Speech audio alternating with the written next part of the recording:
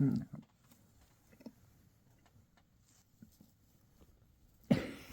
trying to film him while he's trying to press his cloaca to my hand. He's very, very sweet.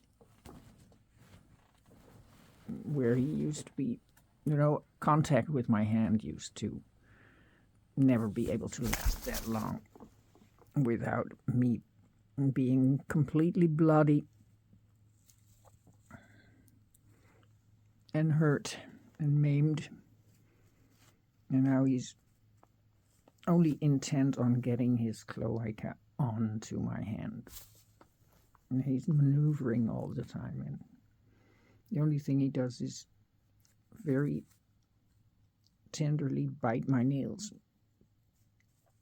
But I have to watch out that he doesn't actually do press his cloaca onto my hand, because then he might start to prolapse it.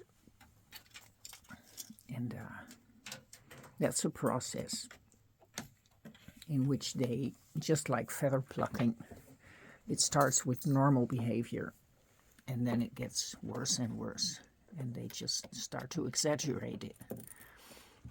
And then the muscles of the cloaca, they give in.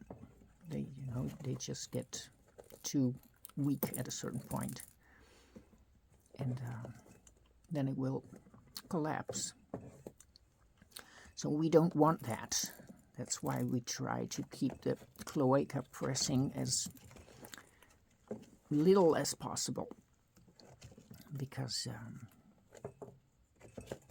that would be very bad, because then they can operate on that to try and put it back in. They will shorten it, and then they eventually, in the end, they'll have to even sew it onto the rib cage, because it just keeps collapsing at a certain point. And there's a couple of operations that they can do that become more complicated and more expensive. And then at a certain point, they'll just have to be euthanized. So we have to really try and keep this behavior in check and not just let it happen. And especially in these months, he's very, very much like that. Yeah. It's a thing. And